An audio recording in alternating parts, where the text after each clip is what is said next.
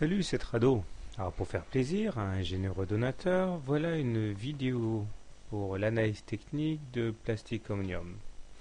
La valeur en unité de temps journalière ici est très bien orientée. Nous voyons que nous sommes en train de nous affranchir de tous les obstacles graphiques, au premier rang desquels la résistance ici à 60,85 qui avait pourtant joué les prolongations pendant pas mal de temps. Elle est en train de voler en éclats, mais enfin bon, c'est en train de se jouer. Clairement, c'est le plus haut depuis le 18 janvier. Et nous voyons qu'en séance aujourd'hui, nous sommes allés titiller les 62, donc clairement au-dessus des plus hauts. Malheureusement, à la longueur de la mèche haute, on voit que les plus hauts ont été vendus. Sans doute que certains ont manqué de cran pour tenir les positions. Et nous terminons in extremis au-dessus de cette barrière à 60,8. Bon, l'essentiel est préservé puisque nous terminons au-dessus. Mais il est vrai que l'addition aurait pu être plus sympathique pour les baissiers. Enfin plus lourde pour les baissiers. En fait, la configuration de l'action est très bizarre puisqu'on voit que nous sommes actuellement sous l'effet d'une tasse avec anse. Ici, voici l'anse, voici la tasse. Et normalement, si on suit l'analyse technique, cela pointe comme objectif la hauteur de la tasse reportée au-dessus de la ligne d'eau. Donc, trêve de blabla, voilà ce que ça donnerait. Donc, si on dessine ici l'amplitude de la tasse, on devrait normalement aller chercher comme objectif, et bien là, c'est-à-dire les 66 et demi à peu près. Bon, c'est pas pour demain ni pour après-demain, mais à terme, c'est l'objectif. J'y crois d'autant plus que nous avons effectivement, juste après la cassure du niveau d'eau, effectué un pullback, un retour sur la ligne d'eau, et bon, ça a été couronné de succès, on est reparti à la hausse.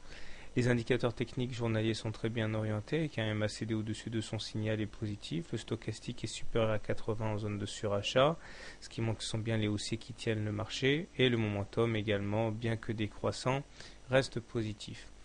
La M20 est croissante, les cours sont au-dessus, donc on est en tendance haussière. En fait, ce qui m'embête un petit peu, c'est, je vais vous dire, c'est la présence enfin plutôt l'absence de pullback sur un moyenne mobile à 20 séances.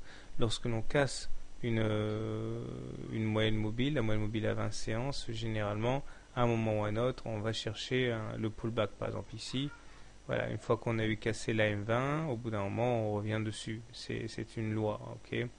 Et là, pareil, on a cassé la M20 à la hausse, et puis à un moment, on revient sur la M20. C'est la loi du retour à la moyenne, c'est systématique. Ça marche dans les deux sens. Et force est de noter qu'ici, nous sommes partis comme une flèche en cassant la M20, mais nous n'avons toujours pas connu ce retour sur la M20. Pardon.